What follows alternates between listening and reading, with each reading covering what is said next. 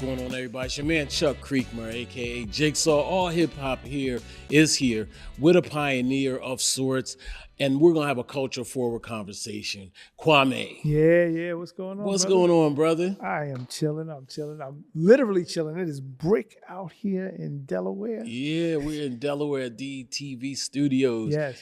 Now, I gotta first say, man, you know, it's an honor and a privilege to be in front of you. Yeah, man. I same here. I Yeah. follow your site. I follow, everything that you guys are doing. So I'm just hyped to be amongst the people that you've interviewed. So I feel like we have like a common thread, right? yeah. Technology seems to be like a common thread. Nerd culture, comic books, collectibles, and all that. Yeah. So we're gonna have a great conversation. Yeah. Now, but I want to go left with this convo real quick. Okay. My barber, I don't know her. I don't know her. Go on. Craig, who's a barber here in Delaware, has a question about hairstyles. Okay. And we wanted to ask, were you the first person, or was Kid from Kid and Play the first rapper to dye their hair? I want to say I'm not the first. Okay. So I'm thinking about Kid.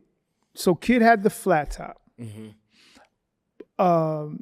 Everybody had their flat tops, but Kid had the super tall flat top. And then Salt and Pepper filmed Tramp video. I want to say Tramp or Shake Your Thing. It was around the same time. Okay. And everybody went and got dye jobs. So like Salt dyed her hair blonde. Right. Pep, kind of blonde, like orangey blonde. Kid threw the blonde at the top. Play threw a little blonde in his part. Herbie threw a little blonde somewhere in his flat top as well. And it was like something that the whole crew was doing. And I didn't do that. Right. But so we shot either, it was both Tramp and Shake Your Thing. They shot those videos, and I was in the Shake Your Thing video for like 10 seconds holding up some sign. And that 10 seconds got me so many girls the next week in school. But it was like, that's a side note. But we did an event, and Kid and Play came in, and when they walked in, Play walked in first, and people didn't really recognize Play at first. But when Kid came in and had his flat top like that, the way he had it, everybody recognized him. And this was a couple of weeks before my first video shoot. So the night of my video shoot, the night before, I was like, yo, man, I don't know if I'm going to pop. I don't know if my record's going to be dope. I don't know. But y'all got to see me coming. Right. So I decided at the very last minute to throw a blonde streak in the front. Nobody had the blonde streak in the front. Right. So I decided to do the blonde streak in the front. I figured that's what we were all doing. And I'm going to do it like that. So I literally snuck out my house, went to my friend had a sister had a beauty parlor. I went to the sister's spot, got the streak. And then the video call time was at like 5 a.m. So from the beauty parlor straight to the video. My mother thought I was in a hotel waiting for the video, but I snuck out, went to Brooklyn, got the thing, and that's how I ended up with the streak. And then it got like, I guess, caught on from that point. But I'm far from the inventor. Right. That's a great story though. Yeah, great story. Let's go back to the beginning a little bit and talk about your beginnings in Queens, right? Okay. We're not gonna go too granular, but I'm always interested in origin stories, as you know. Yeah. I was bit by this spider in Forest Hills. Yeah, and you are interesting to me, right? Because you're from Queens, but you didn't sound like anything we had ever heard before. And you brought this boy genius persona to the table that I instantly gravitated to. Thanks. So can you tell us a little bit about how you were formed, how you were almost created? Because it feels like... Well, I don't think it wasn't anything contrived. It was just me 100% being me. Because before that, I was trying to have some kind of like hip hop persona. I had the worst rap name known to man. What was it? Sweet Daddy, Jazzy K, GQ. Yeah. My friends from Queens still call me KGQ to this day. Okay. Sweet Daddy, Jazzy K, GQ. And I remember going to Herbie Lovebug's house, and this is like a sitcom or something. So he has this house that's damn near on the corner, and all the music is done in the attic. And so when you get to the house, he's just like a little window, and people open the window, like you be like, Herbie, and then you open the window and he'll pop his head out. But this time, I walked up to the house, and the window opened up, and it was Dana Dane, and he popped his head out. He's like, I just want to tell you something. I was like, what's up? Sweet Daddy Jazzy K, GQ is the stupidest name that I've ever heard in my life. We all, because everybody was in the house, we all think that is the wackest name. Your name is Kwame. We don't know nobody named Kwame. Just call yourself that. And then Salt chimes in. It's like you write your rhymes, you make your beats, you got your own style. You're like a boy genius. Just be that. And from that point, it was like Kwame, the boy genius. It was, it was like a lightning bolt moment. So, that's so it was the only thing that was done on purpose was to make sure that I was unapologetically me, and not try to follow the quote unquote Queens, because we had on one side of Queens, we had LL, and I wasn't the sweatsuit Kango fat rope guy, so that wasn't going to work, or Run DMC. And then on my side of Queens, we had Cool G Rap in my neighborhood, and we had Kid and Play. I like to be fun, but I wasn't as fun as Kid and Play. And G Rap, we know what G Rap is. I love the lyricism of G Rap, but the persona, like G was like like that gangster pimp dude. That definitely wasn't me. So it was like I couldn't. I wasn't able to fit into those boxes. So I was just like, look, this is what I like to do. I like to nerd out. I like to be in the studio. I like to write rhymes. I like to produce beats. That's what I do, and I like to dress. So let me just stay in my lane and keep it like that. Yeah. What instruments were you using? What technology were you using? At the time, well, I started with the most simplest thing. Like I started making my beats where I would literally play the drums for my beat, and then this is before I had any kind of equipment. So I would play the drums and record the drums, and then I take that recording and put it next to another tape recorder, and then I play the piano while the drum things were going. And then if I wanted a horn line, I was in school and I was taking trumpet at the time, so I only really knew a little bit. But if I wanted some horn stuff, I'd play the trumpet, and I'd have those. I would be bouncing the tracks back and forth. And then I got this like little Casio keyboard, and that would be some of my stuff. And then the Casio was able to sample at one point, so then it would be like me playing the drums and then hitting whatever thing I sampled, Kwame, whatever. I don't know what I was. Right. But that was my original thing, and then from there. Herbie now was popping as a producer. He had a lot of equipment. He would be on tour with Salt and Pepper. So me and his little brother, who was like my best friend at the time, we would break into his room and I would steal his equipment. So I would steal an 808. He was away from one weekend. I'm jacking the 808, learning that 808, making beats off the 808. Boom. He would come back. He didn't even know the 808 was missing. Then he would go away again, and he had this Oberheim DX, like the DX. If you want to know what the DX sounds like, just listen to Great Adventures of Slick Rick. That's his whole drums is this drum machine called the DX. Okay. Man, I spent millennials, like I would spend a whole 100 years within a weekend learning that DX, making beats, put it back. Yeah. And then from there, Herbie got the SP12, because there's an SP12 and the SP1200. So if I'm not mistaken, the SP1200 came first. I can't remember. But it had like this big floppy disk that you had to record your beats on. So I learned that. And then when it was time to really record my first demo, I did everything on the SP12. Okay. So because I had a little bit of knowledge of it, I went to the studio in Queens, and the late Paul C. If anybody knows who Paul C. is, absolutely. Paul C. was my engineer. I was just like, set me up, you can leave. So he set up, and then That's crazy to tell Paul C that. yeah. It's like, and I didn't even know. Yeah. Paul didn't even tell me that he was Paul C. I knew exactly who Paul C was. I just couldn't put a face with the name. So when I got the studio time, he was just like, he had a studio. He was just trying to make his studio money. He took my money from on Christmas night, midnight to 8 a.m. I let me be in the studio. That 8 hours, I recorded most of the Boy Genius. And then I used the SP12, live instruments, the Ensoniq, what is the name of that keyboard? EPS, Ensoniq? No, it was the keyboard to the SP12. Okay. I'm losing it now.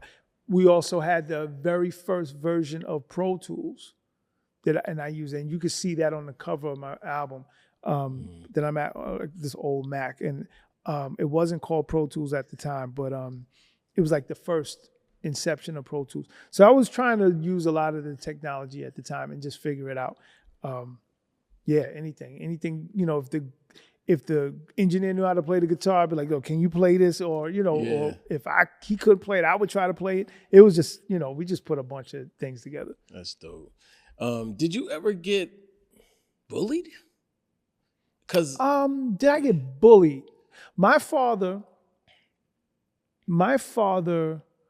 was the type of father that was like, yo, if I come home and I remember there was a kid named Frankie, this goddamn kid, Frankie.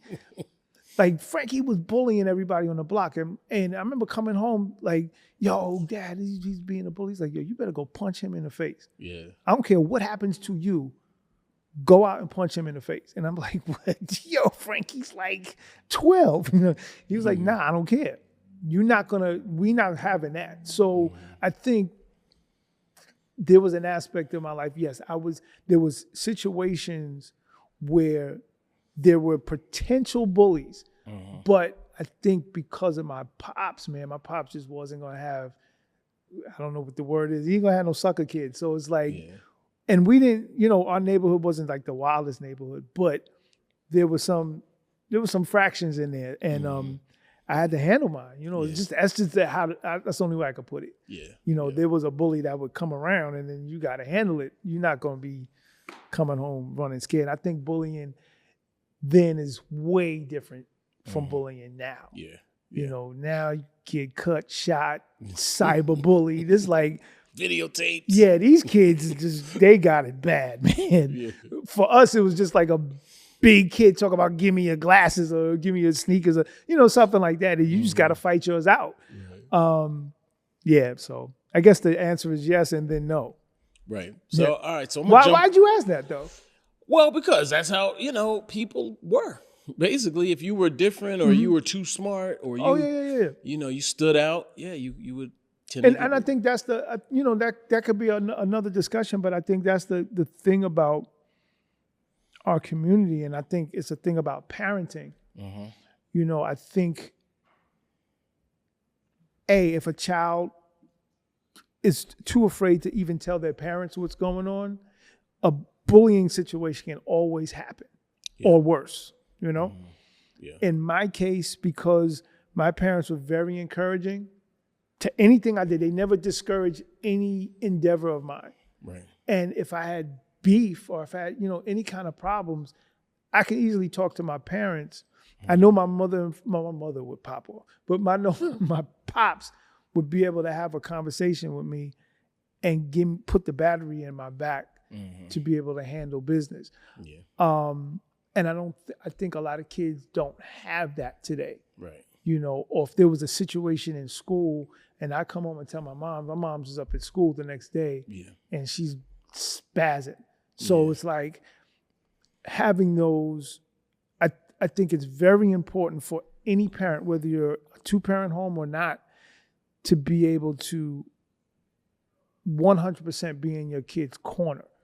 Because when a parent is in the kid's corner and it shows in all fractions of the kid's life, and bullies know who to point out.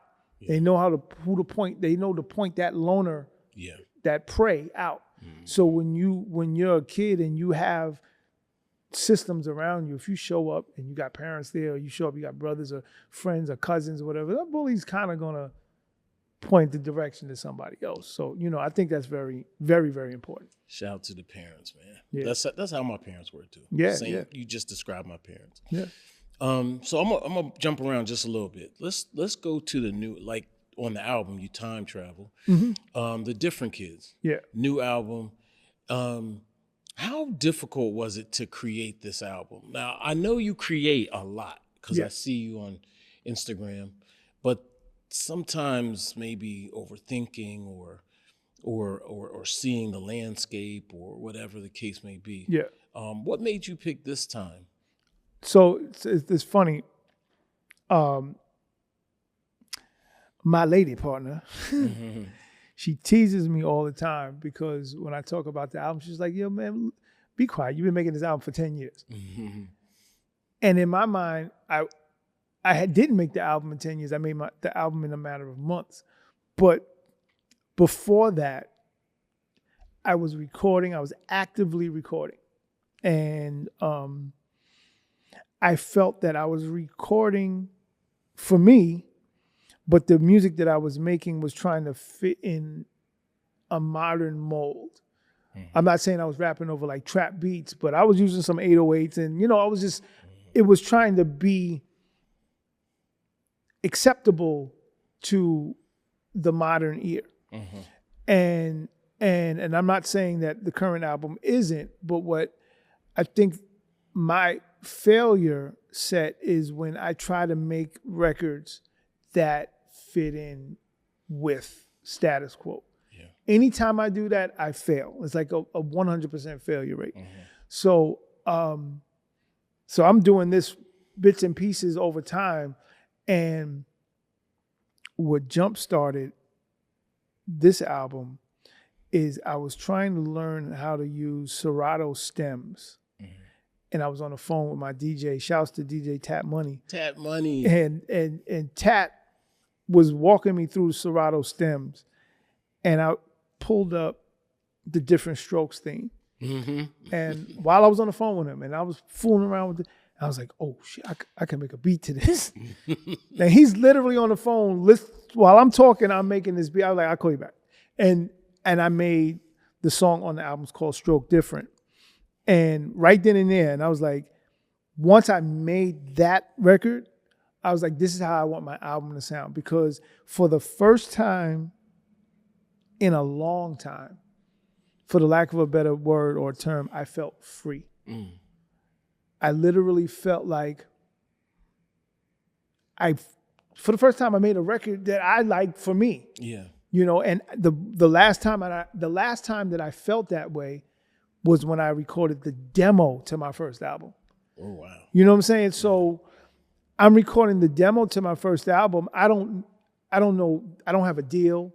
There's no A&R at my back. There's no quote unquote producer. There's nothing. It's just a kid and ideas. Yeah. And so when I did The Stroke Different, it was just a dude and an idea. Yeah. And I was like, you know what? This is where I'm going. And then from there, it just was like a waterfall. And it was like, I'm going to talk about whatever I feel like talking about. I'm not going to try to be cool. I'm not going to try to be current. I'm not going to, I like to rhyme a certain way. I'm going to rhyme a certain way. I like to rhyme to a certain tempo of beats.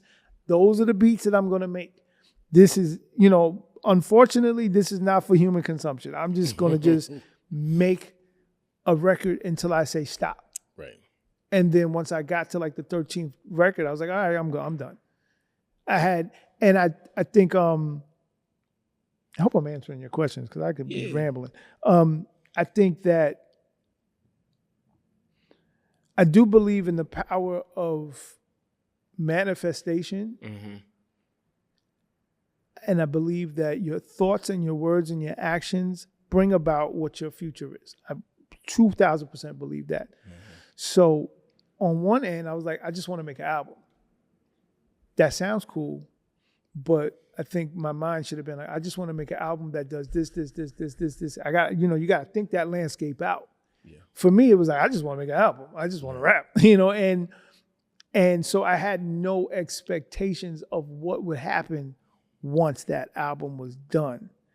But yeah, it's been way above my expectations from that You've point. done a great job, though. I mean, it almost gives a major label feel because I see you in wild spaces like Tamron Hall, Yeah, I'm like and it just feels major. that's the thing. Vibration. Yeah, that's the thing that trips me out, and that's what I'm talking about, the manifestation, because those are things that I wanted. You know, like I'm not bullshitting you right now. Like I wanted a all hip hop interview. I wanted that. Right. You know, I thought about that while making the thing. You know, I wanted to be on the Tamron Hall show. Out of all the shows I wanted to be on, I wanted to be. Maybe I got a crush on Tamron Hall. I don't know. But We all do. I wanted to be on the Tamron Hall show. I wanted to, you know, like in New York, I'm playing City Winery, and there's a million places you can play. But I wanted to play City Winery. Yeah. I wanted to play City Winery, New York. You know, and for example, and so I'm saying all that. You know, those are manifesting things that have been coming to fruition with this album, even with like videos. You know, my thing was, I try not to walk in any kind of vanity. I try to be as humble as I can at all times, and as grateful as I can at all times. But there was one thing, it was like, look, I got kids and I got grandkids. I don't want them to look back and only see 1989 Kwame. Yeah. 1990 Kwame. You know, I want them, they don't, you know, my grandkids don't even, you know, they're little. They don't even, they call me K-pop. They don't know, They don't know what I do. Right. Like, I was about to get on stage and they FaceTime me and I'm like, I'm about to go to work. They're like, you work? I'm like, yeah, I got a job. But, you know, so I want to leave some sort of a legacy behind. And because I'm always in a creative space, I felt that I was doing myself a disservice only allowing people to see a creative space that happened 35 years ago. Yeah. And anything that happens from that point is just the gravy. You know, I don't, like, I you know, things come to me now based on this new album that I would have never, ever expected. So let's talk about you as a trendsetter, a fashion icon, I would say. I mean, I don't know. Okay, icon might not be a word you would necessarily use, but I would say so. You know, okay, I'll take it. A friend of mine who's in fashion, and she was an early editor at the Source magazine, absolutely calls you that. Oh, okay, I'll take it. How do you determine your style? Where do you draw from? I draw from nostalgia. Nostalgia runs my whole operation. So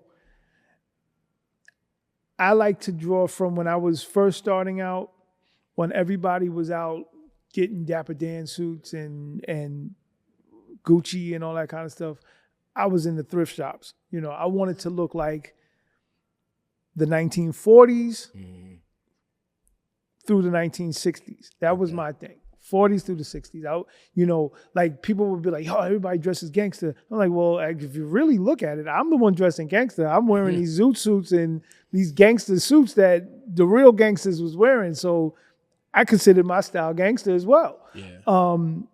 And you know, the Stetson hats, the Stacey Adams shoes, all that kind of stuff.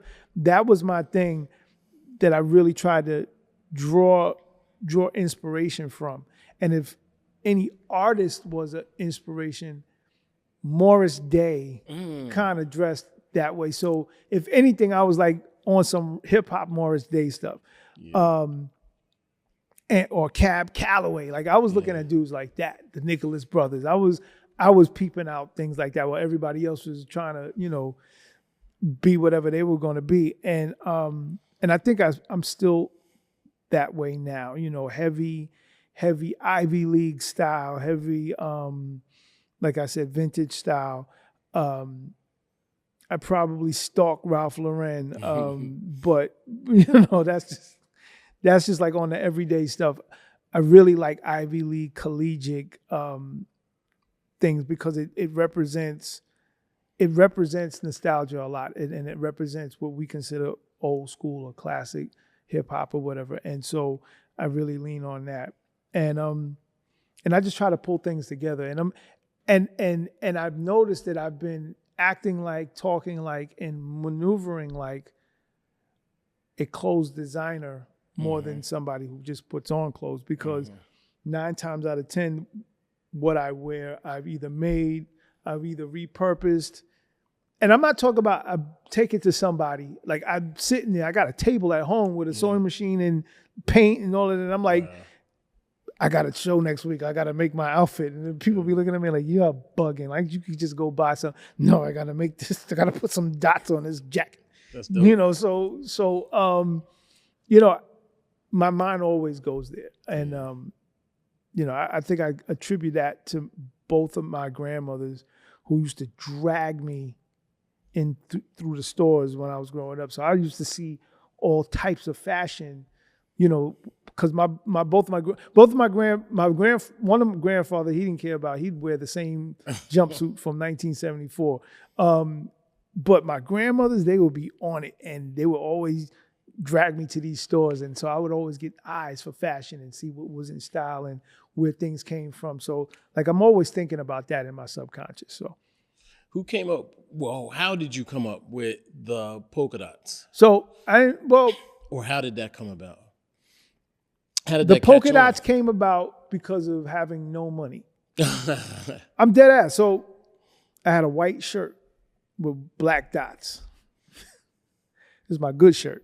This is my good white shirt with the black dots. Then I bought a black tie with white dots. And then I bought some socks to match the tie. So whenever I would go out, this was my good outfit. My black jacket, my black pants, my black and white shoes, with my polka dot socks, my polka dot tie, my polka dot shirt. My good outfit. That good outfit ended up being what I wore on the cover of my first single, The Man We All Know and Love. And on the back of my first album, The Boy Genius. That same outfit.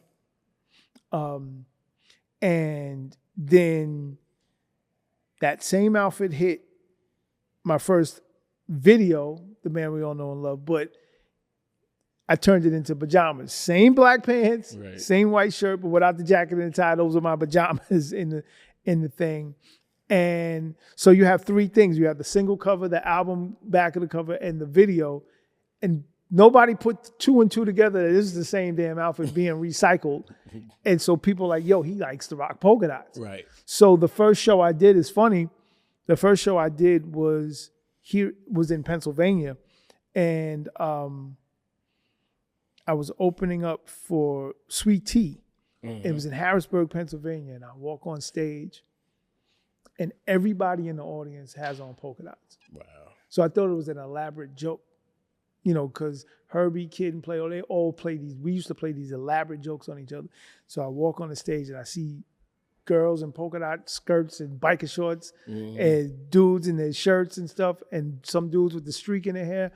And I walked in, the first thing I was just like, man, y'all fucking with me. And I walked off the stage and I bounced. And it's like, no, we not playing. I was like, yo, I'm not going on stage because y'all playing too many games, blah, blah. It was like, no, for real. They came to see you. You the opening act, but they came to see you. That's dope. And then we started hitting city after city after city, and it was the same thing. And if I didn't have any dots on there, but like, that ain't really Kwame. Like, it would be like something like that.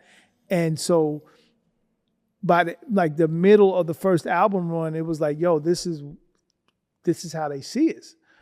And, you know, the next video, The Rhythm, I incorporated that, and You Gots to Get Down, Sweet Thing, all those videos after that, I just incorporated it because that's what the people were doing. So it was like, hey, you want to see dots? I'll give you dots. Yeah, I was guilty. Yeah. Guilty as charged. Yeah, man. It was like, definitely it was a had fun my time. polka dots. Yeah.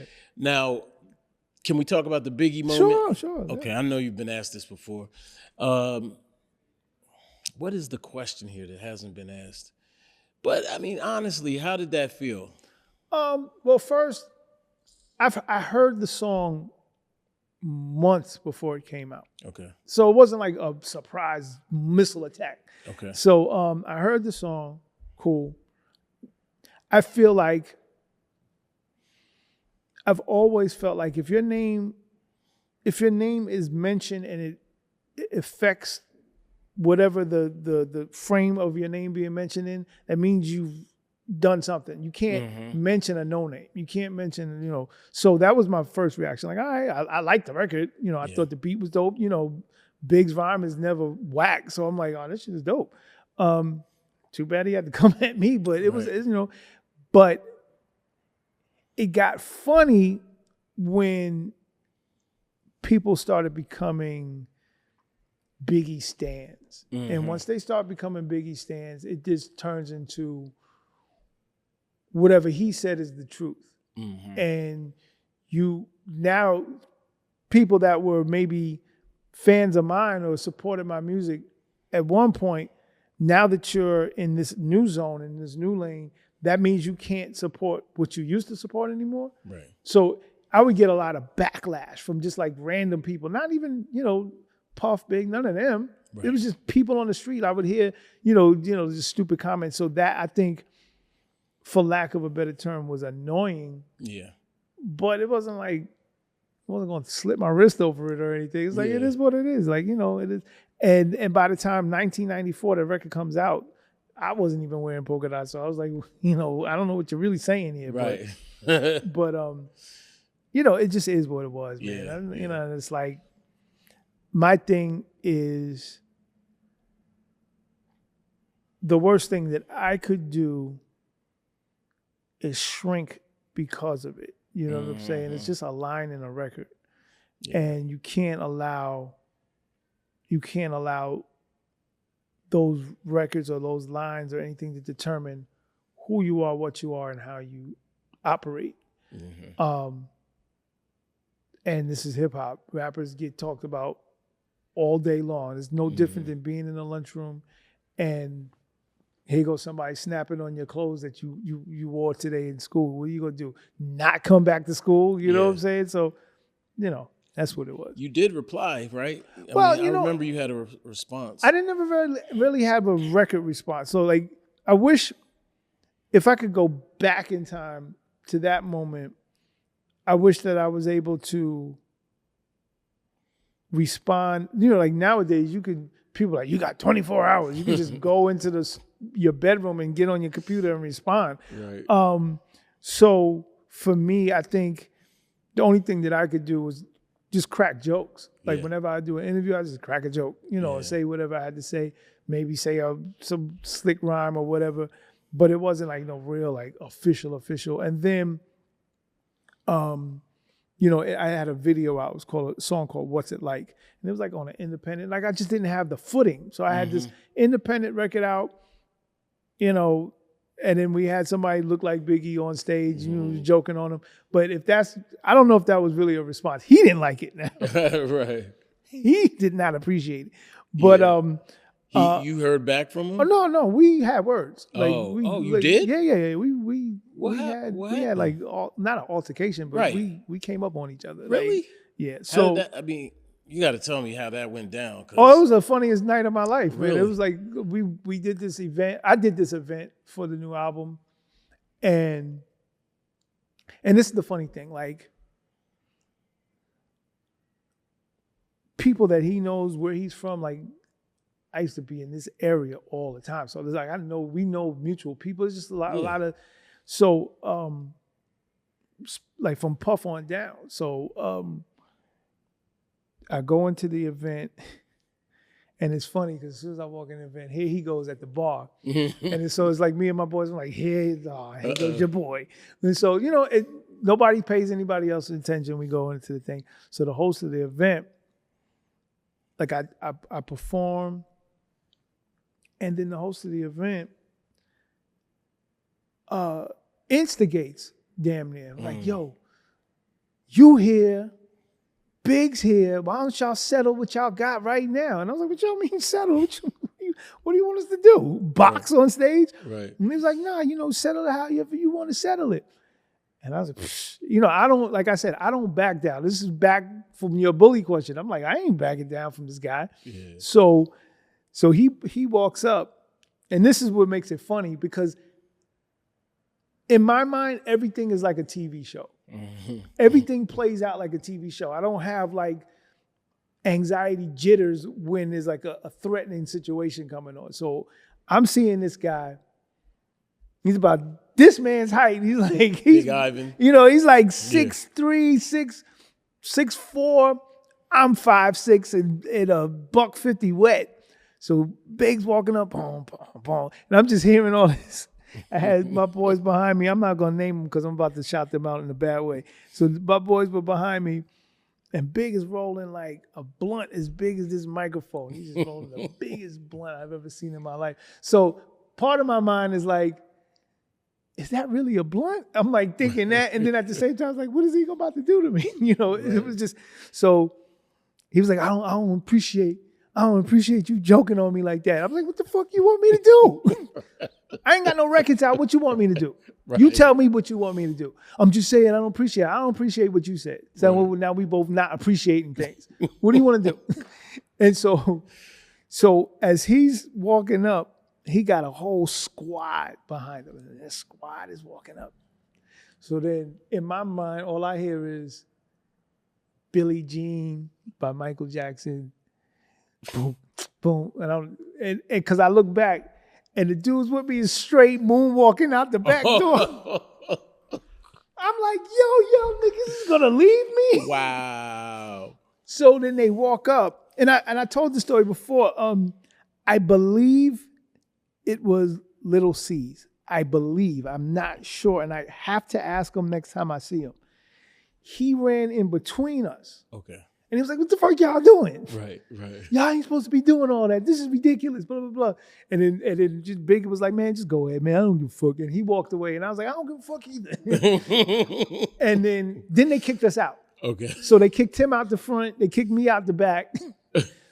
And then that was it. That's crazy. So it was like, you know, I don't know if you consider that a confrontation. But for me, it was just like literally, because the whole night, driving home, I'm just cursing my boys out. I'm like, y'all some sucker ass dudes. No, I can't take y'all nowhere. Right. Blah, blah, blah. You supposed to be from Brooklyn, and you supposed to be from Philly, and you supposed to be from Queens, and y'all moonwalking out the fucking club. We got on suits. We were about to get destroyed in suits and ties, and y'all just slip sliding away. I was beefing the whole time. I was like, so y'all just expect me to fight the whole Junior Mafia? That's what I was supposed to be doing? You know, and that was the night. That was more important to me than what actually was happening that night. I was like, this is supposed to be an event for the new album and the new single, and y'all suckers, man. I can't take y'all nowhere. That's crazy. Yeah.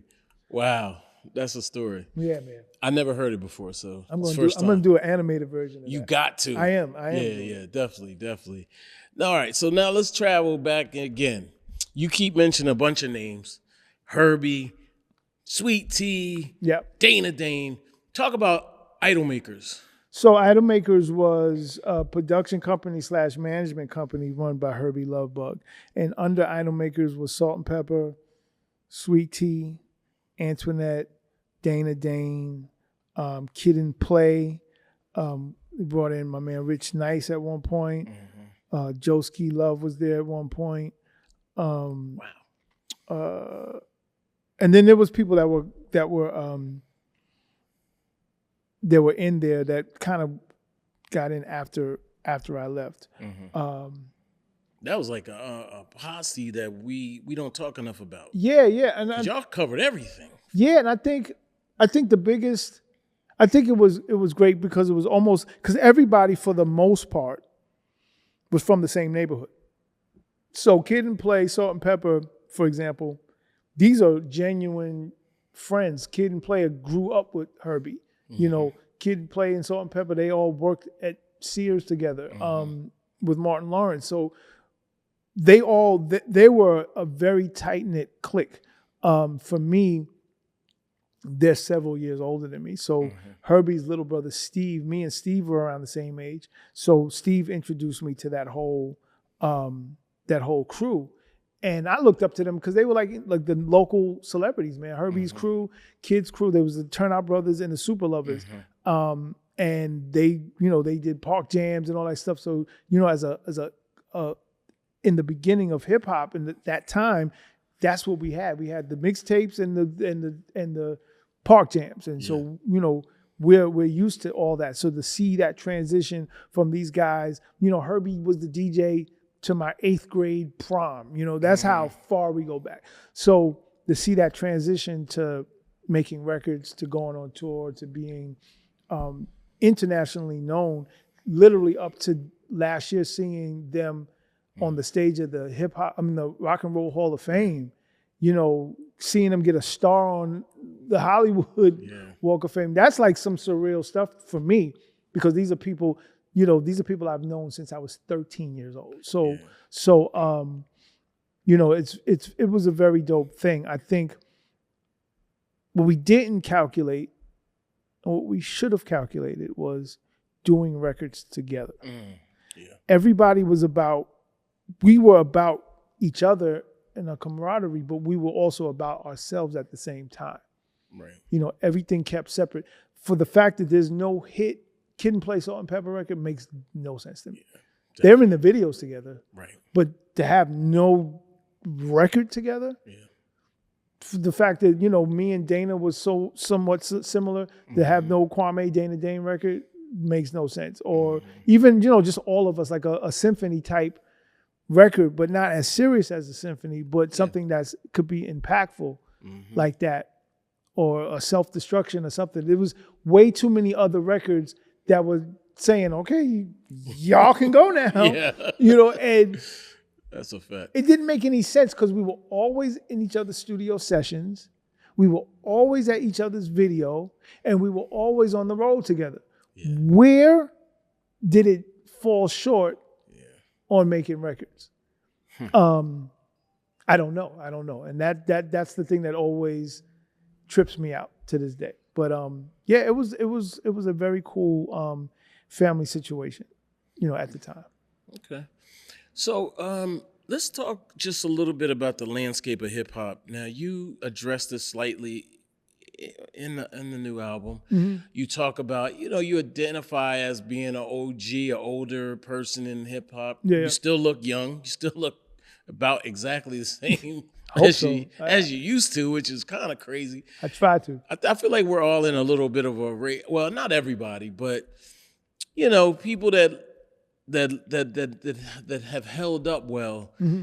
It's like a competition. I'm like, yo, Kwame, all right, he's winning right now. My younger brother, he's the same way. He just doesn't age. But what do you feel about the state of hip hop? And now, this is not a loaded question, by the way. It's not negative or positive. It's just sort of your thoughts on it. I start with the positive. Always start with the positive. The state of hip hop today, I think that hip hop artists are now allowed a financial freedom that pioneering artists never had. And that's like that with anything. Sports, rock and roll, it doesn't matter what it is. That financial freedom.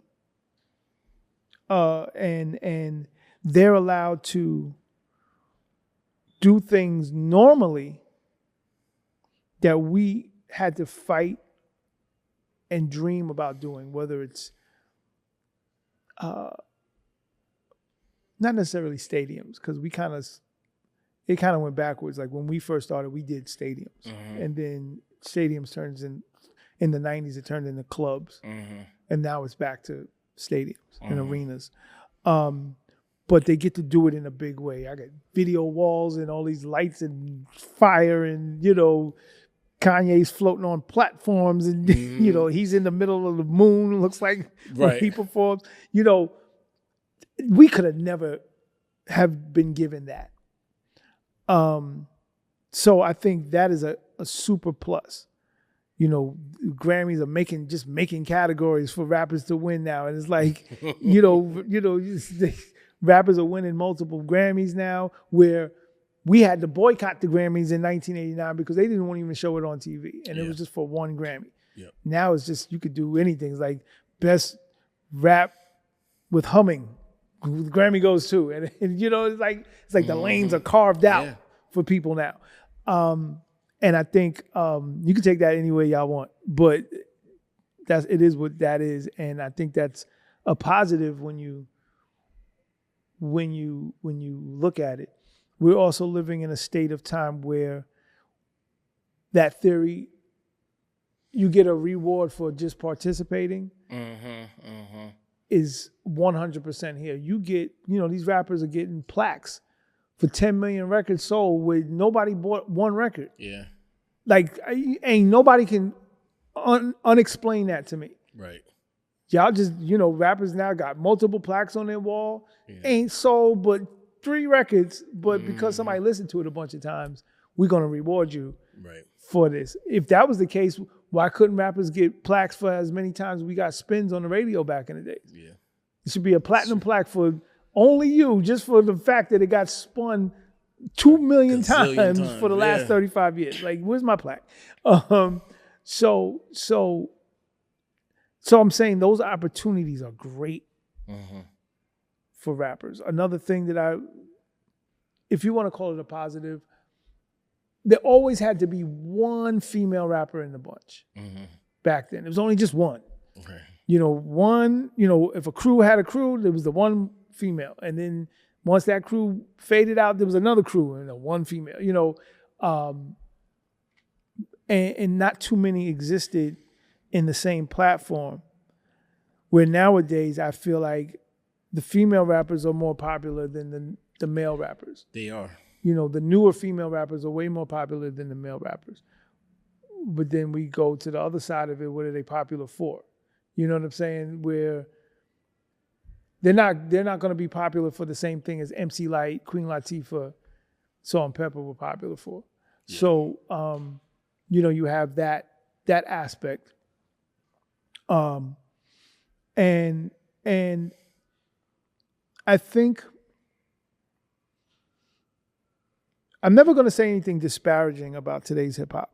I'm not the old man in the yard yelling at you crazy kids. That doesn't, I truly believe that every generation deserves their focal artist. Yeah. Every generation deserves that artist. It can't always just be who your favorite rapper is. Right. To determine what hip hop is. Right. But and there's a big but. There's a BBL here.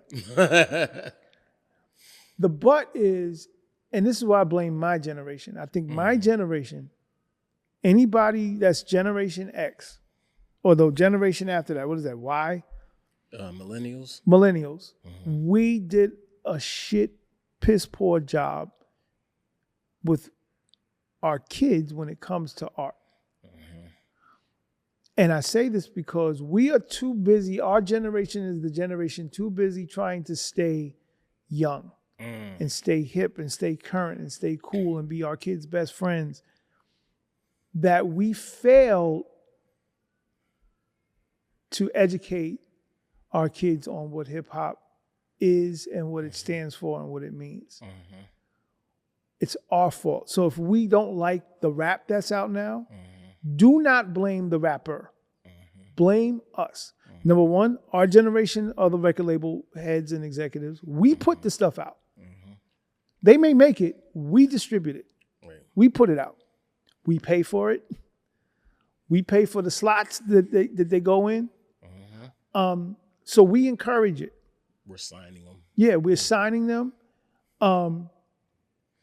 When you ask a young rapper, who's your favorite rapper, they can't go past 10 years now. Yeah. Like I could just, like, for example, earlier I quoted Cab Calloway. So technically Cab Calloway is somebody that's 50 years removed from me. Yep. A new rapper could never say Melly Mel anything. Yeah. That's a fact. At all. They will not even know who Melly Mel is. Yeah. Okay. And that has nothing to do with Melly Mel. It has something to do with the parents. Yeah. Because a parent and my generation's parents, when I was at home in the car, I heard Stevie Wonder. Mm-hmm. I heard John Coltrane. Mm-hmm. I heard Ella Fitzgerald. I heard James Brown. I heard Jimi Hendrix. I heard Little Richard. And then they let me play Grandmaster Flash and the Furious 5. Right. They let me play Sugar Hill Gang. They let me play Curtis Blow. And they never admonished that. Boom. They never admonished. They never said, that's whack. Yeah. If anything, they encouraged it and they let me know, okay, well, you got this record from Chic, Good Times. I heard Good Times. Then I heard Prince, then I heard Madonna, then I heard Michael Jackson, I heard Jackson 5. All these, I'm surrounded by these things. Right. And it was always music with encouragement. And my parents aren't musicians or anything like that. They just encouraged it. These kids, parents, the mother's in the car playing Glorilla just to be cool with the daughter. Yeah. Right. It's not even a separation. They want to be there with you. Right. And I guess that's cool in one way, but in another way, these kids don't know. And they don't. So you now have a generation of hip hop that think that they invented hip hop. Yeah. Or that Drake started. It started with Drake. Yeah, it started with Drake. Or if they go, honestly, Biggie and Tupac created hip hop. Yeah. To them. And that goes to anybody, even with when rappers do interviews and whatever, it'll start, if they want to go back, it starts with, what did Tupac mean to you? Yeah. Like, what? Yeah, right. You know what I'm saying? Okay, that's cool. Yeah. But it always goes to that. Mm-hmm. And you never get that with rock. Yep. Let Jack White do an interview with you. You're not going to ask him, what did Elvis Presley mean to you? You're not going to do that. Yeah. You're going to talk about rock. You're going to talk about influences. A rock and roll dude will never have a problem talking about who influenced them. Yeah. And it's never, and it's always, it goes across the board. Yeah. But you ask you interview new rappers. Correct me if I'm wrong. When you talk to a younger rapper and you talk about influence, they will tell you whatever they're experiencing in their hood or whatever, or I don't know, Gucci Mane or somebody that was 10 years ago. Yeah, it depends on the artist. Now, there are increasing amounts of young artists who are educated and know their stuff. And I think that's because it's becoming more cool to do that. Yeah. But there was definitely a period of time where they were just like, it would start with Gucci. Yeah. But and it's nothing against Gucci, but what I'm saying is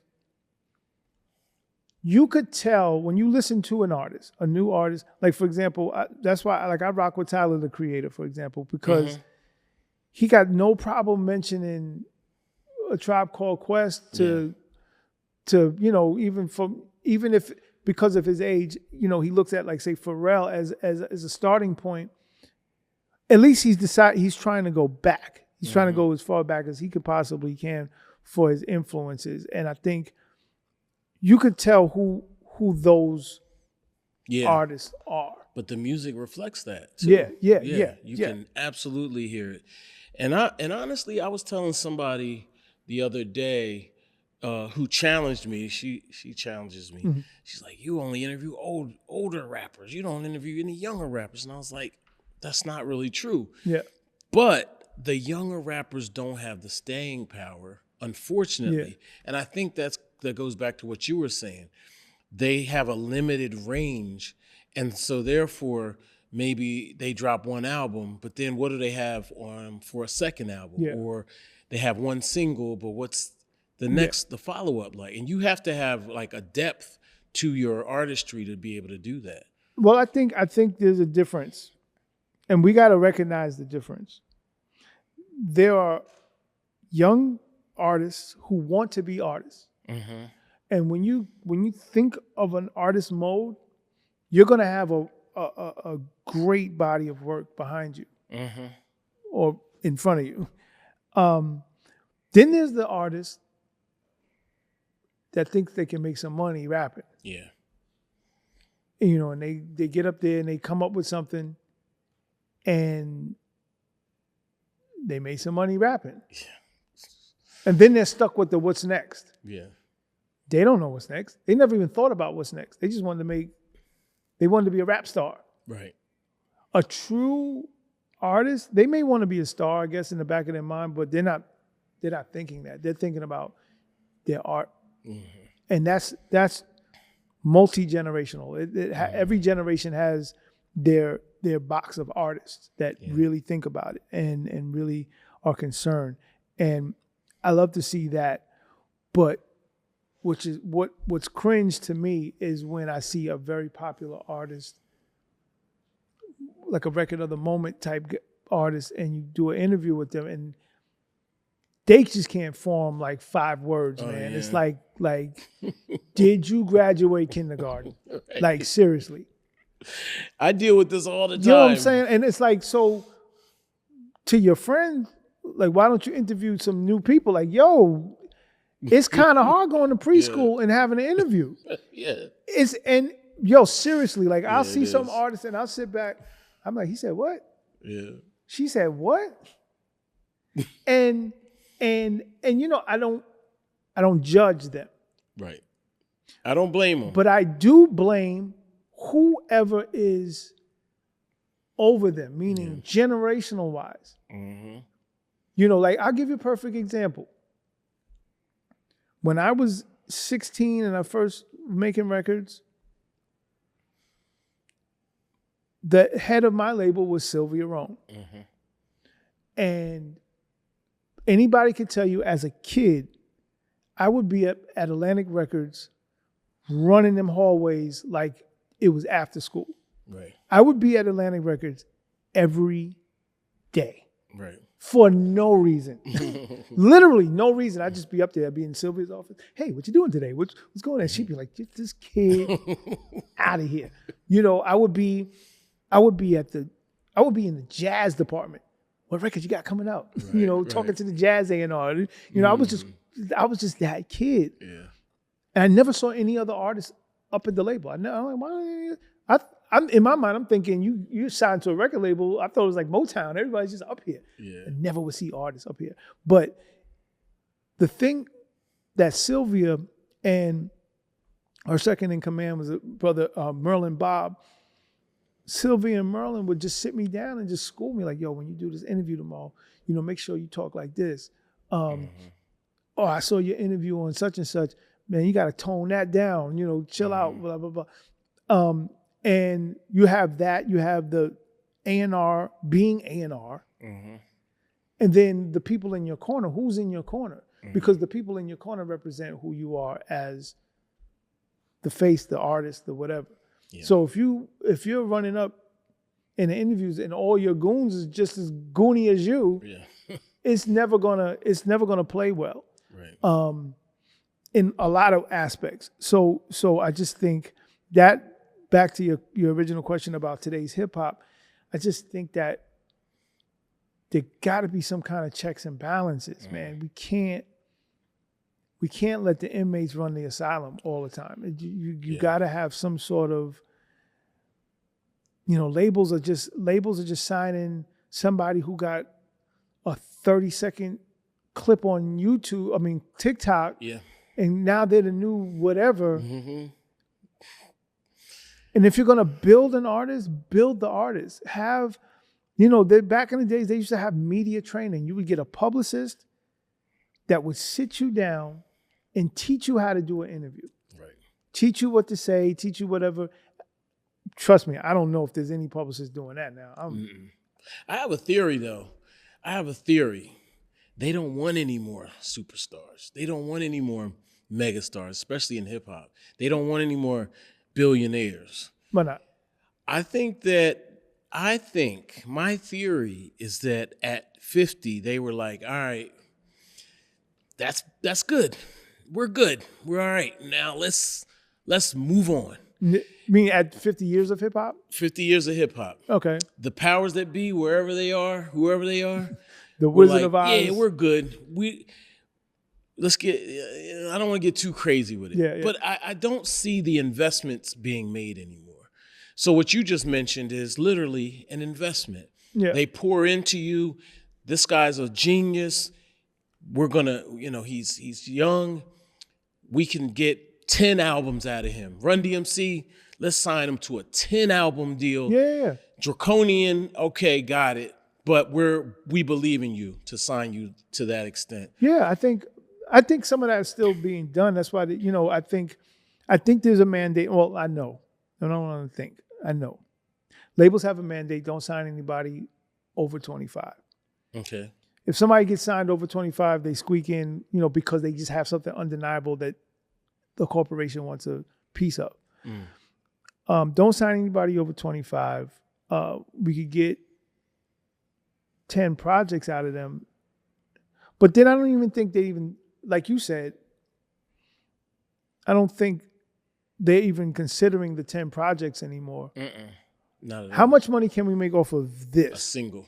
And then we just keep it moving. Ticket in the pocket and get it up out of there. Yeah, and it's like, if anybody's seen Trading Places, the movie, Eddie Murphy movie, there's two rich guys, Mortimer and forgot the other guy's name, and they take Eddie Murphy off the street, right?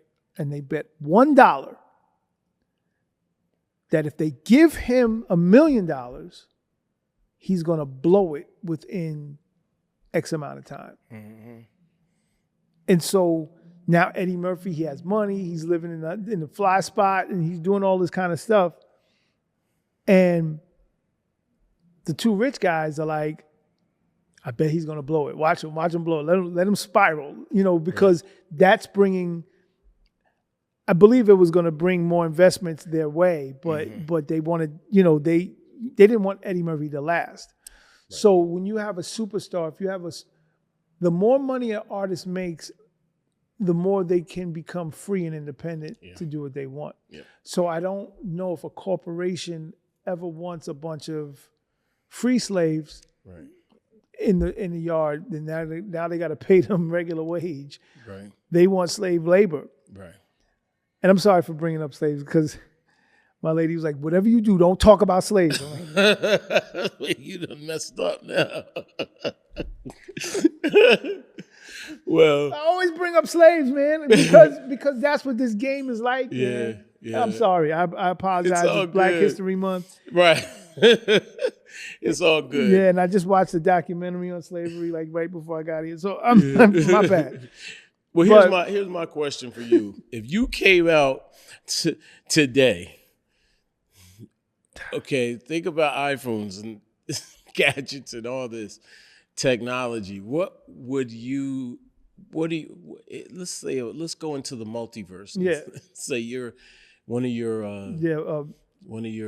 timelines is 2026. Yeah. But I had the mindset that I have. Do I have the mindset, or do I have the mindset I used to have? Well, let's say you have the mindset you used to have, but it's here now, right? So not the knowledge of the game or any of that. Well, no, you know what? Curious... What I would do now, I would 100% be like a multi-hyphenate where I would, if it was me now, I'd probably get kicked off my label because I would be like, I don't need y'all for nothing. Mm-hmm.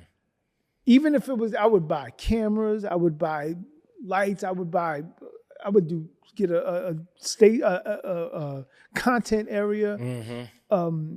A studio, and I would just like everything is in-house. Yeah. Everything is in-house. And especially because of what the advances are now. Like, my advance when I was a kid, I think I had $11,000. That was my pocket money for my first album. Right. These kids are getting $3, $4, $5 million. They're catching $1 million out the gate. Mm-hmm. So if I had that in 2026, there would be a clothing line out the gate. There would be but done properly. I would consult and try to really make a clothing line not based on my popularity, but my knowledge of fashion. There would 100% be the aspect of being able to film my own content, film my own videos. The content thing, that would be just a daily thing. Just I'm either recording or creating content. And that would translate into what happens on the road as well.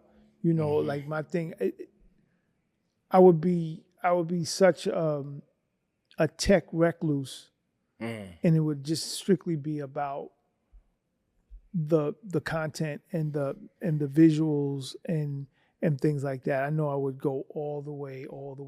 And that's why in this current timeline, I'm happy to be able to still be here to experience some of that and to be able to do some of that. You know, I'm not the champion of AI technology, but I understand it as a tool.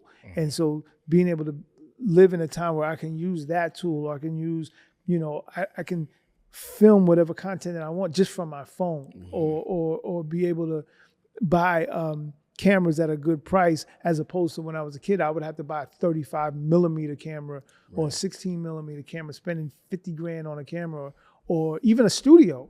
People couldn't even afford studios. The tape machine was 35 grand.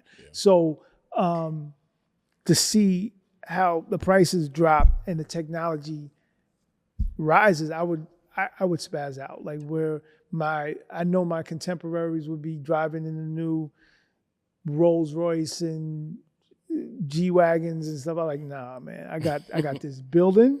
Right. I got this studio. You know, for lack of a better term, since I'm a huge Prince fan, I would be the rapper with Paisley Park. Right. I would have the hip hop version of Paisley Park. 100%. It was, you know, I would live in that joint, work in that joint. And unfortunately, if it, you know, ended up like Prince, you know, you never know, you might end up dying in that joint. So it's like, that's what I would do. Okay, that sounds like you could still do that. Yeah, no, you kind of do. Yeah, no, you pretty much do. Yeah, I try to do it as much as I can. I just feel like, there's hardly any platforms for elder statesmen out here. Yeah, you got to create it. Yeah, you got to create it, and you can't create it by saying, I've been here, I've been in the game. Right. Y'all owe this to me. You can't do that. You just gotta be authentic and create those lanes and those platforms and use the tools that are provided. You know, there's a lot of people that be like, nah, I ain't doing that new stuff. I ain't doing it. Like, yo, man, these tools are here. We are the ones creating the tools. Yeah. No, that's a fact. You know, it's not like, you know, a long time ago where you're a 90-year-old and you give your 90-year-old grandparents a VCR and they're like, what the hell? You know, it's not that. We're still here. We're still in it. We're still, you know, we're within the generations where things are changing and evolving in a lot of ways. So why not embrace it as much as we possibly can? Yeah. You know, even down to when you mention like looks and health and stuff like that, you know, when people, you know, like us, we look young and healthy, but that's not supposed to be a big deal. That's supposed to be how we're supposed to look. Yeah. Because you take care of yourself, you look how you're supposed to look. The people that don't look that way that's what's not right. And don't act that way and don't maneuver that way. It's all a mindset. Yeah. You know, you walk around like the grumpy old man, you're gonna be the grumpy old man. And I can't do that. I'm also at the same time, I don't have to embrace everything I don't like about current things either. You don't have to force me to embrace. You have to post 8 times a day. No, I don't. Right. The algorithm says you must post 8 times. Right. I'm not posting shit today. Right. Or tomorrow. Right. But when I post on Thursday, it's gonna be dope. Yeah. You know, it's like people, you know, and like I'm running into people that be like, how do I become viral? Like, what? I want to become a viral sensation. I'm like, yo, you're bugging. You know, so a lot of priorities are getting real twisted as well. So, you know, I think, you know, we can do whatever we want to do. Okay. As long as we use those tools. All right. So before we wrap up, I have to get to the nerd culture. Yes, let's go. Let's do this a little bit rapid fire. What's your favorite part of nerd culture? For me, I'll give you an example. Comic books is my number one. Yeah. Marvel, to be specific. Hence the name Jigsaw. Yes. See, most people don't know. I was going to ask you that. But that's not from comics, though. Okay. Yeah. It's a fraternal Okay. Yeah. But what's your favorite? Do you have a favorite? Collecting, collecting, if that could be a category, Okay. I love to collect. Yeah. Everything that's within the geek, the nerd culture. My number one go-to is toys, action figures, or anything in that space. But comics are in that space as well. Yeah, right. You know, like, perfect example. One of my favorite comic book spots was a place in New York City on Astor Place, St. Mark's Place, I'm sorry, called St. Mark's Comics. St. Mark's Comics picked up and moved to Brooklyn. And I never got to visit the new location in Brooklyn. So we're on our way here, and we drive past St. Mark's Comics. I'm like, oh, don't tell them to stop. Right. I want to stop so bad. Right. Because it's right there. Yeah. But I got to get to Chuck by 3. Thank you. But St. Mark's Comics, I'm looking at it go by. I'm like, ah! Right. You know, so that's a thing, you know. And wherever I'm at, especially if I'm in New York, because those are my go-to comic spots. I think I do more comic book shopping in New York, and I don't even live in New York anymore. And so, but the good thing is the comic book shops have figures there as well. So, you know, I get to some, oh my God, Midtown? Yeah, Crazy. Midtown, they just closed Midtown. So they did? Yes. What? Midtown has been closed. They said they're closing for several months, and they're not giving a reopening date. So I don't know what that means. What about Forbidden Planet? Forbidden Planet is still rocking. Okay. That's my go-to spot. That's number one. Okay. I go there first. As soon as I hit New York, I'm at Forbidden Planet. Get my comics, go to the back, get my comics, go to the middle, get some graphic novels, go to the front, get my figures, go to the side, get my baseball caps, and then I'm out. Okay. And real quick about Forbidden Planets, during the pandemic, remember when they were walking through, just looting all the stores and everything? So I'm watching CNN, and they're following the protesters / rioters / looters. They're blowing shit up, things going crazy. And they walking down 13th Street. I'm like, oh, what they doing on 13th Street? And they cut down Broadway. I'm like, yo, if they smash Forbidden Planet, I'm gonna lose my shit. Yeah. I'm sitting in LA looking at this like anxiety, like, yo, don't do it. Right. And seeing this is live, and they're throwing garbage cans, they spazzing out, and they get to Forbidden Planet. And it was like, no, let's keep going. And they kept pushing. I was like, oh. And the next week I went to New York. I was like, yo, man, I was so afraid for y'all, talking to the owner. I was like, man, if they would have destroyed this place, I would have lost my top. So that's how passionate I am about that. Good. Shout out to all the other heads in the game. DMC is one of them. Yeah, D's definitely in it. Pete Rock. Pete. If it ain't about the Hulk, it ain't about Pete Rock. Look, I said me, DMC, and Pete Rock all have the same favorite, and that's the Hulk. Yeah, if it ain't the Hulk, you know. Definitely. Just Blaze is a slightly newer one. He's a collector me too. And Just talk. We talk Transformers, G.I. Joe. Okay. Our conversations are mainly Transformers, G.I. Joe, BMX bikes. Okay. Yeah. Right. Me and Pete, Hulk. Right. He's obsessed. I am too. Lou Ferrigno, I got to meet him. Oh, I met Lou be grumpy, man. I know. That's why I haven't met him. That's why I didn't want a bad experience. Yeah, I didn't care. Yeah. The picture I got is me, my son, Lou Ferrigno, and I'm like, Lou was like, Yeah. and my son is like, the picture is priceless. And Lou was like, give me the money. It's $30. I'm like, all right, man. Right. That's why $30 now. I'm like, all right, right, $30. Take this Polaroid picture. Yeah. All right. Well, I'll do it. I will. But yeah. Lou Ferrigno. The only two people I ever took pictures with was Lou Ferrigno and what's my man's name? Jim Kelly. Black Belt Jones. Yeah. That was it. Yeah, that's cool. Oh, and Chewbacca. All right, Chewbacca. Yeah, All right. Yeah. Well, we got to have Peter another Mayhew. conversation at some point because I mean, I could literally keep going, but I know you got some touring to do. Yeah, so we're doing. Yeah. Let's get into the things that you're working on moving forward. So I'm doing a different. I call it the Different Kids Tour.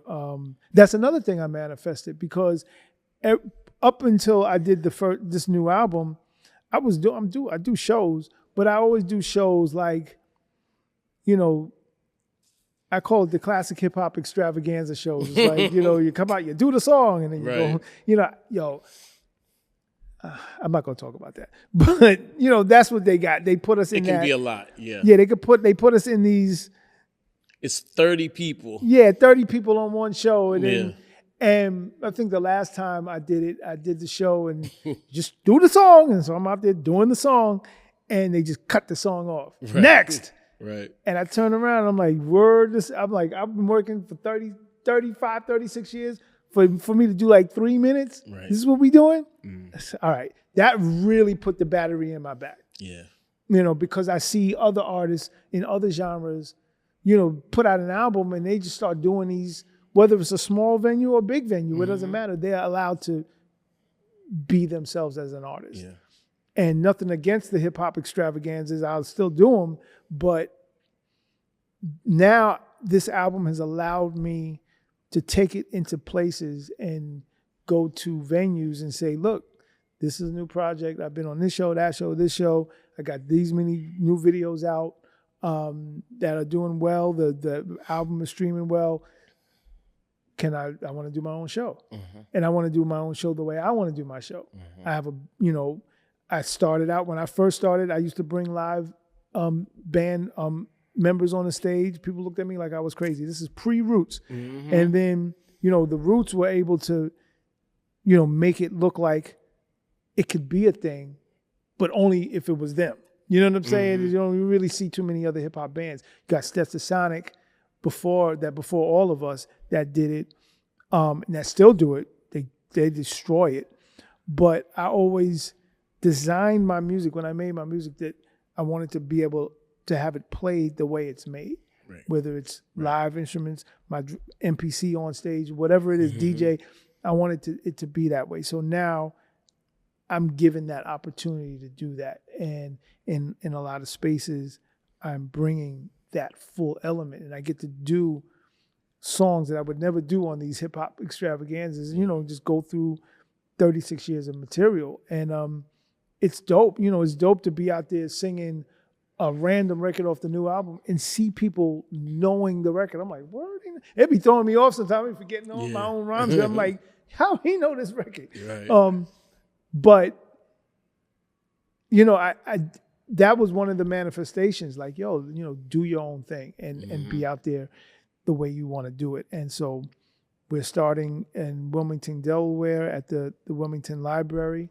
I'm not bringing the band to the library, but I got my backup people and my DJ Tap Money, and who's been with me since 1990. Crazy. And we do the records the way I need the records to be done. And from there, we go into New York with the full band. From New York, we go to Oakland with the full band. And from Oakland, it's Minneapolis. I know I'm forgetting something else. There's another place I'm forgetting right now. Those are the first set of dates, and then what dates are being added and negotiated as we speak. So I'm not trying to jinx, but I'm also speaking into fruition that we're just going to be rocking out through the end of 2026 because that's how I wanted to do it, and it's happening. Yeah. It's really happening. Nice. Now, here's a bonus question. For me, coming from Delaware and Philly is like our cousin, you had a strong affiliation with Tat Money, obviously, the legendary DJ. And you also had an affiliation with 3 Times Dope, EST in them. Yes. How did that come along? So I met Tat before I came out with my first album, like a couple of weeks before. We did Kid and Play had a show in Richmond, Virginia with Steady B and Cool C. And it was a blizzard and the show got snowed out. And then once the show got snowed in, we were just sitting around just talking. So I went, the only rappers that I knew at the time were Kid and Play, Salt and Pepper, those my people. Right. So I was just like, hey, what's up, man? My name's Kwame. And, Steady B looking at me like, who the hell is this guy? And, Tat, everybody was cool, but Tat was the coolest. Right. And I was like, and I had promo copies of my first album. I was like, yeah, I got an album coming. I just want to give y'all a couple of copies of my album. It's called The Boy Genius. And it was like, all right, kid, all right. But Tat was the most engaging. And so me and Tat exchanged numbers. And as the first album did what it was doing, and when the second album came, we were supposed to go on tour. And the day before the tour, my original DJ, shouts, rest in peace, B Flat, quit. Well, he was going to do his own thing. And if anybody with some hip hop knowledge, B went on, him and his brother formed this group called the Fifth Platoon. They made a record called The Party Line. They were on like the Ninja Turtle soundtrack. He just wanted to do his own thing with his brother. So he literally quit the day before the tour. So the only DJ I knew was Tat. Yeah. And I knew that Tat was he fell out with Steady B. Right. So I just called Tat up and I was like, yo, man, you down for this? And he was like, yeah, I'm coming. And he pulled up. And, anybody in Philly knows this thing. He was driving down, like I remember this vision like yesterday. He had a white Jetta with rims, blasting his equipment in the back. He had on these big, giant gold Alpinas. Only people in Philly wore these Alpina glasses. He had a 4-finger ring. And there's like this link. A lot of cats in Philly wore this particular type of gold link. And he was driving, and we all standing in front of my house in Queens going, look at this guy. Right. And then he had the afro haircut. Right. He was like, look at this guy. So it was like, it was real cool. And Tat's been rocking with us ever since. ES, because of my relationship with Tat, I would come to Philly and hang out with Tat a lot, like during the first album time. And so I met ES, Woody and Chuck.